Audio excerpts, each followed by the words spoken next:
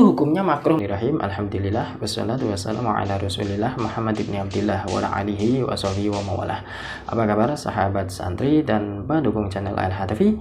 Semoga kita semua selalu dalam lindungan Allah Subhanahu wa taala, diberikan keberkahan umur maupun keberkahan rezeki dalam hidup kita. Oke, pada kesempatan kali ini saya akan menjawab dari sebuah pertanyaan teman saya sendiri, yang mana itu adalah pertanyaannya tentang hukum mendahului atau menyamai gerakan dari imam ya.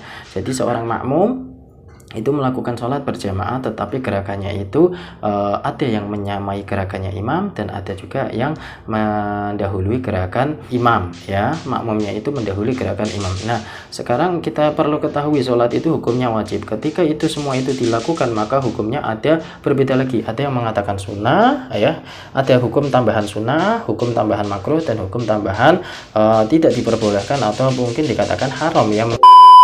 Itu sunnah ya, itu apabila ketika seorang makmum itu mengamini secara bersamaan dengan aminnya imam ya, itu hukumnya sunnah atau mendapatkan kesunahan.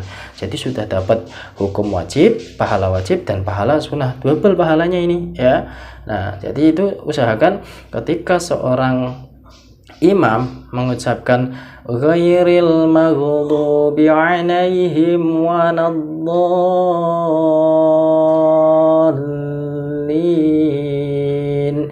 amin, antara imam dan makmum itu seraya mengucapkan aminnya itu bersamaan. Nah, itu hukumnya sunnah, itu mendapatkan kesunahan ya.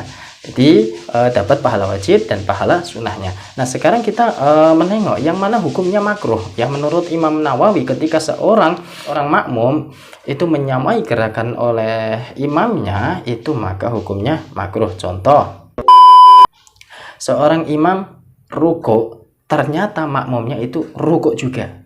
Maksudnya tidak mendahulukan imam dulu, itu tidak, tapi bersamaan. Jadi ketika rukuknya bareng ya, gini ya bareng. Nah, itu hukumnya makruh menurut Imam Nawawi. Maka jangan pernah menyamai gerakan imam ya, atau mungkin bangun dari rukuk dia sama bangun dari rukuk, imam sujud sama gerakannya disamai. Pokoknya setiap gerakan imam itu makmum tersebut menyamai gerakan dari imam tadi. Itu menurut Imam Nawawi hukumnya makruh. Nah, sekarang definisi makruh itu apa? Definisi makruh itu adalah dibenci oleh Allah. Nah, berarti kalau kita sudah dibenci oleh Allah, ya sudah, berarti kita termasuk orang-orang yang dimurkai oleh Allah, seperti itu. Nah, Allah itu yang memiliki dunia, akhirat, dan seisinya, dunia, langit, dan seisinya. Jadi jangan sampai kita itu melakukan gerakan yang menyamai gerakan imam, itu hukumnya makruh. Nah, hukum yang terakhir adalah tidak diperbolehkan atau sangat tidak diperbolehkan atau hukumnya haram ketika seorang makmum itu mendahului gerakan dari imamnya. Semisal imam belum rukuk, si makmum sudah rukuk dulu. Imam baru bangun dari rukuk terus akan sujud, si makmum sudah sujud dulu. Nah, itu pasti ada kan di daerah kalian, pasti ada yang seperti itu. Saya yakin pasti di beberapa daerah ada orang-orang yang seperti itu. Seakan-akan itu dia itu imamnya, padahal dia itu hanya makmum, tetapi selalu mendahului gerakan imamnya. Ya, imam akan sujud, dia sudah sujud duluan ya. Itu jangan sampai seperti itu. Atau imam baru bangun, imam akan bangun dari sujud, dia sudah bangun dari sujud dulu. Nah, itu hukumnya haram, tidak diperbolehkan seorang makmum melakukan gerakan seperti itu ya, hukumnya haram, berbahaya. Nah, lantas apakah sholatnya sah, Kang? Sholatnya tetap sah, tetapi dia mendapatkan dosa ya. Jadi mendapatkan dosa karena hukumnya haram tadi. Jadi berbahaya ini bagi kalian yang suka mendahului gerakan-gerakan imam di dalam sholat. Usahakan mulai sekarang itu lihatlah gerakan imam terlebih dahulu, jangan sampai kita mendahului gerakan imam. Ketika imam sujud atau rukuk, lantas kita baru mengikuti rukuknya atau sujudnya.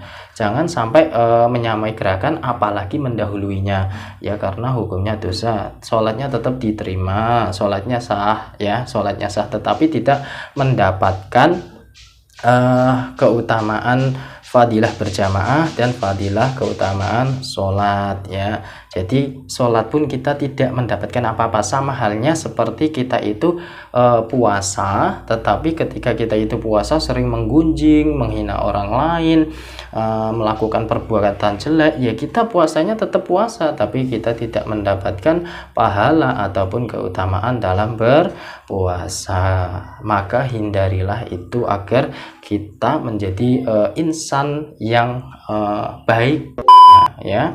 Itu saja yang bisa saya sampaikan, semoga bisa bermanfaat ya. Jadi apabila ada beberapa dari sebagian kalian itu melakukan hal tersebut, alangkah baiknya kalian juga harus bisa menegurnya setelah sholat.